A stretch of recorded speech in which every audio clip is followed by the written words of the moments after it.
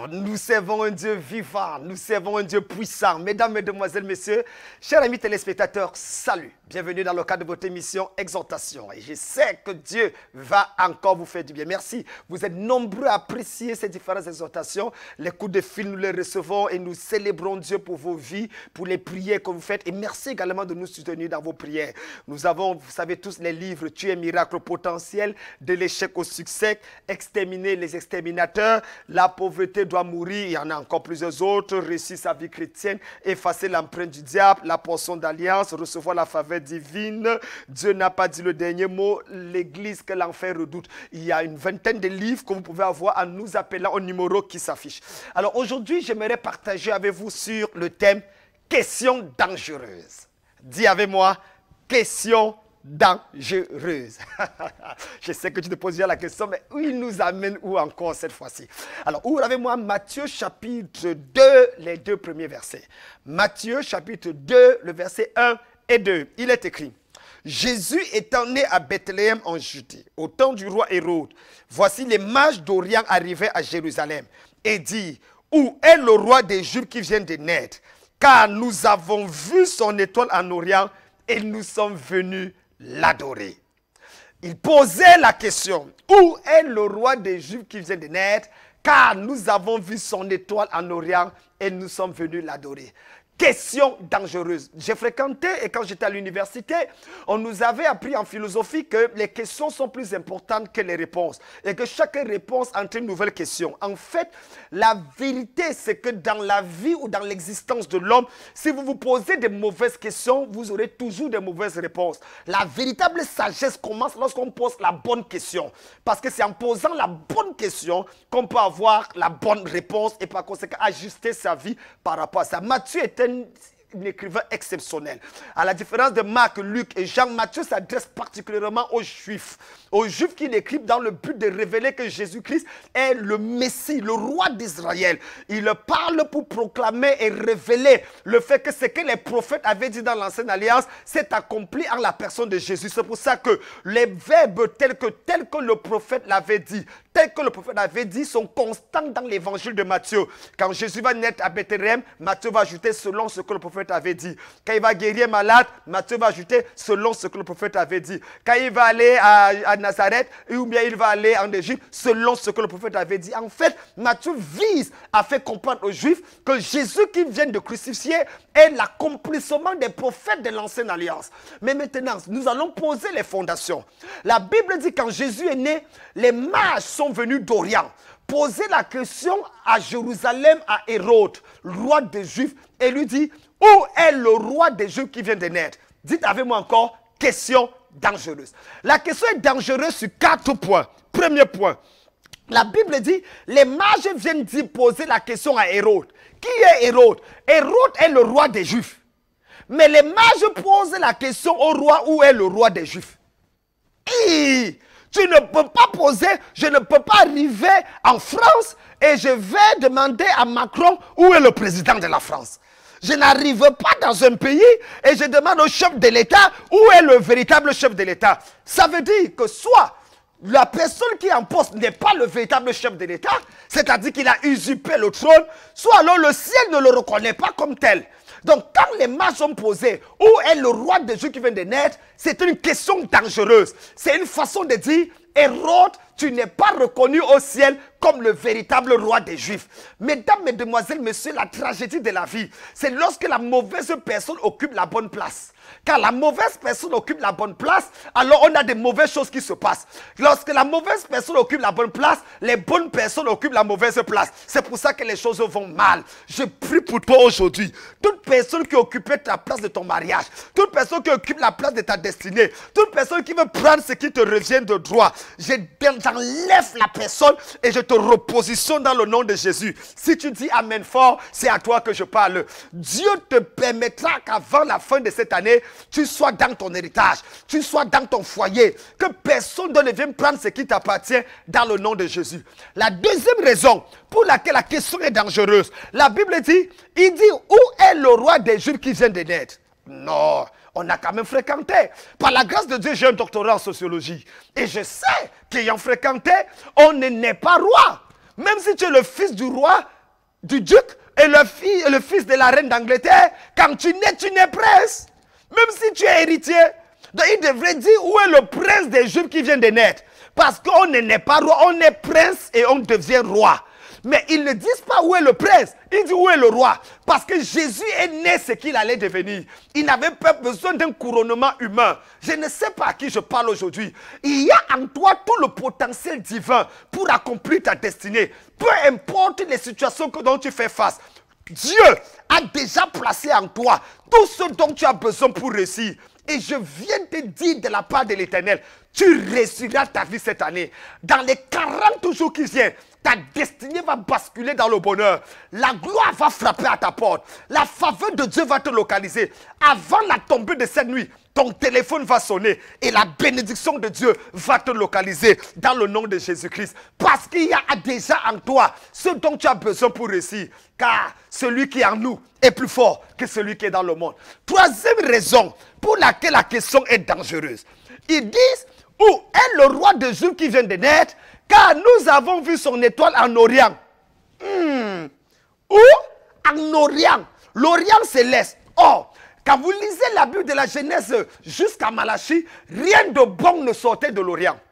Lorsque Dieu sépare Lot et Abraham, la Bible dit que même en séparant les fils, il les envoie du côté de l'Orient. Et il laisse son fils Isaac du côté de l'Occident. Il envoie les autres du côté de l'Orient. Lorsque Dieu, Genèse chapitre 4 et 5, chasse Caïn, il envoie du côté de l'Orient. L'Orient était considéré comme le lieu de la malédiction. L'Orient était considéré comme rien de bon ne sortant de là. Lisez les Écritures. Donc, quand les mages ont dit à Hérode, nous avons vu son étoile briller en Orient, et nous sommes venus l'adorer. Il dit, rien de bon ne vient de l'Orient. Comment vous avez vu son étoile briller? Dieu m'a dit de dire à quelqu'un, je ne sais pas là où on t'avait jeté. Je ne sais pas là où on a dit que rien de bon ne peut arriver. Mais tu sais, Jésus de Nazareth. C'est à Nazareth qu'on a dit rien de bon ne sort. Et Jésus est sorti, allant et distribuant le bien. Je viens prophétiser dans ta vie. Ma soeur, mon frère, écoute-moi bien. Ce n'est pas par... Ne zappe pas. C'est à toi que je parle. Ne désespère pas. C'est à toi. Oui. Pourquoi tu regardes ton voisin? C'est à toi que je parle. Dieu me dit de te dire que cette année ne finira pas sans que tu ne puisses jubiler. Là où on a dit que rien de bon ne peut sortir, c'est là où Dieu va agir. J'aime Jésus parce qu'il est docteur en impossibilité. J'aime Jésus parce qu'il attend quand les gens ont baissé les mains qu'il commence à se manifester en ta faveur. Rappelez-vous de Abraham et Sarah. Sarah était stérile. Et non seulement elle était stérile, mais elle avait déjà atteint la ménopause. Non seulement elle avait atteint la ménopause, mais elle avait dépassé la ménopause. Elle était arrivée à la ménostop. C'est-à-dire qu'elle n'a même plus aucune capacité d'avoir des enfants. Ce n'était plus ménopause, c'était ménostop. Mais Dieu a intervenu à 90 ans et Dieu lui a donné le fruit de ses entrailles. Je me rappelle particulièrement de cette fille qui est venue me voir. Elle me dit, papa, je ne suis pas belle. Je dis, tourne-toi à gauche, tourne-toi à droite. Tu es belle. Tu as la forme africaine. Tu es comme maman Naomi. Comment tu dis que tu n'es pas belle? Elle dit, papa, pourquoi personne ne me demande un mariage? Je dis, Elle dit, papa, toi-même, quand tu te mariais, j'étais à l'église. Tu m'as laissé pour aller prendre une autre soeur. Tu vois que je ne le connais pas. J'ai dit, ma fille, c'est un problème entre toi et moi. Dieu ne connaît pas la polygamie. C'est quoi ton problème? Elle dit, libère ma part de mariage. J'ai dit, ok, tu veux te marier quand? Elle me regarde. Elle dit, à n'importe quand. J'ai dit, c'est la raison pour laquelle tu n'es pas encore marié. Choisis une date. Je peux vous dire quelque chose. Mais s'il vous plaît, n'allez pas dire à Dieu que c'est moi qui ai dit ça. N'allez pas me trahir. D'accord? Écoutez-moi ce que je vais vous dire. Frère, ne faites pas confiance en Dieu en ce qui concerne le temps. Faites attention quand Dieu dit, je vais te bénir en un temps. Non! Fais attention. Demande-moi pourquoi. Parce que numéro 1, Dieu est le créateur du temps. Il vit hors du temps. Il n'est pas soumis à ton temps. Numéro 2, comment tu vas faire confiance à quelqu'un qui te dit que pour lui, un jour est comme 1000 ans. Et 1000 ans sont comme un jour. Lui-même, il a dit ça. Donc, il ne connaît pas la différence entre un jour et 1000 ans. Donc, quand tu pries, Seigneur, ça fait 20 ans que je prie pour mon mariage, je n'ai pas de mariage. Il demande à l'ange Gabriel. Mais ce n'est pas avant-hier qu'elle a commencé à prier pour le mariage. Seigneur, depuis que je suis malade, tu ne me guéris pas. Ça fait 6 ans que j'ai la même maladie. Il demande à Michel, la fille s'est pris quoi comme ça? Ce n'est pas, ça fait 2 minutes qu'elle a commencé à prier. Donc il ne connaît pas la différence de 1 jour et 1000 ans. Je veux te dire, c'est pour ça que la Bible dit, quand tu entends la parole de Dieu, saisis-le à l'instant. Aujourd'hui, vous entendez ma voix, n'endurcissez pas votre cœur. La foi, c'est maintenant. Saisis la parole, attrape Dieu et dis à Dieu, je veux mon miracle aujourd'hui. Quand j'ai dit à la fille, elle a dit, ah, n'importe quand. J'ai dit, choisis la date. Elle dit, ok, je veux me marier demain. Demain, je dois être marié. Il dit, tu es fiancé? Elle dit non. Il y a un frère qui court derrière toi? Non. Et tu veux te marier demain? Elle dit, n'est pas c'est toi qui as dit que j'ai choisi la date, que Dieu lui-même reste. Il dit, j'ai voulu commencer à discuter. Dieu m'a dit, mon fils, quel est notre entendement? J'ai dit, comment Seigneur? Il dit, quel est notre engagement? J'ai dit, moi je prophétise et toi tu accomplis. Il me dit, quel est le plus difficile? Il dit, oh Seigneur, si c'est pour prophétiser, ma bouche est ouinte. Je peux parler des choses bizarres. Il dit, bon, fais ta part et laisse-moi faire ma part. Et j'ai dit, ma fille, demain à 24 h, tu seras mariée. Demain à 7 h, tu seras mariée. Elle dit, amen. Elle est sortie. En quittant ma présence, son téléphone sonne. Histoire vraie. C'est passé au Cameroun. Son téléphone sonne. Alors oui, c'est qui? Ça fait 8 ans, je viens de l'Europe. Hein? Ça fait 8 ans, on a fait l'université de Yaoundé ensemble. Je voulais te voir parce que Dieu m'a montré que tu es ma femme, je vais t'épouser. Comment? Ils se sont vus au carrefour. Quand ils se sont vus, ils disent, je vais t'épouser demain. C'est quoi? Tu es un prisonnier? La femme lui a demandé. Il dit non, c'est que je dois reprendre l'avion demain pour retourner en Europe. J'avais dit que je venais me marier et depuis, je me suis rendu compte que la fille que je voulais épouser n'est même pas une chrétienne. Elle n'est pas sérieuse avec Dieu. Donc Dieu m'a parlé de toi. Si tu es prêt, j'ai tout. Elle dit, mais il faut préparer la dot. J'ai dit, il n'y a pas de problème. Choisis tout ce que tu veux. Et ils ont mis un camion. Elle est partie voir la maman. Et la maman a dit que non, il faut voir. La fille dit, maman, comment le monsieur s'est pressé? Il faut d'abord voir tonton. Il faut voir tata. Il faut voir les oncles. La maman a giflé sa fille. Bam! Ton oncle était où quand je te portais 9 mois dans le ventre? Hein? Ta tante était où depuis que ton père est mort? Tu as vu quelqu'un nous donner à manger? Il dit, bon fils, assois-toi. Il lui avait donné 2 millions comme d'autres. La maman a pris, elle a mis dans l'habit. Elle a dit, tranquille, mon beau fils, prends ta femme, tu pars avec. C'est moi la seule mère qui est encore vivante. Allez. Et 24 ans après, ils étaient mariés. Oh my God, je prophétise dans ta vie. Peu importe ce que tu traverses, que Dieu opère un miracle dans 24 heures dans ta vie, dans le nom de Jésus, si tu dis Amen. 4e et dernière chose qui a fait que cette question soit dangereuse. Il dit, car nous avons vu son étoile en Orient et nous sommes venus l'adorer. La distance pour quitter de l'Orient à Jérusalem, c'était 11 mois en chameau. Or, la grossesse de Marie a duré 9 mois.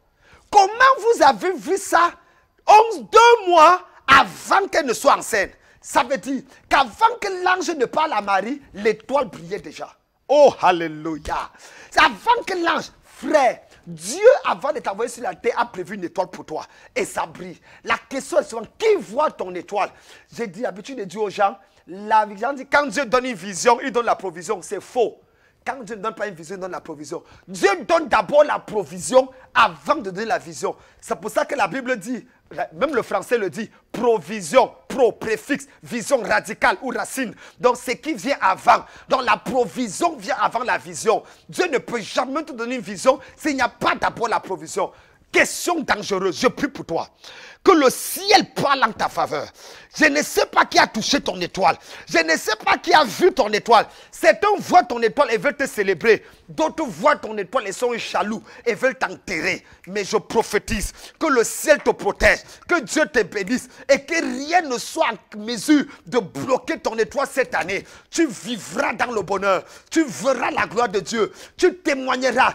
Ton mariage, c'est cette année. Ton accouchement, c'est cette année. Ta bénédiction, c'est cette année. Ton voyage, c'est cette année. Ton rattachement à Dieu, c'est cette année. Et pour clôturer, mon frère, toutes ces choses ne sont possibles que si Jésus est dans ton cœur.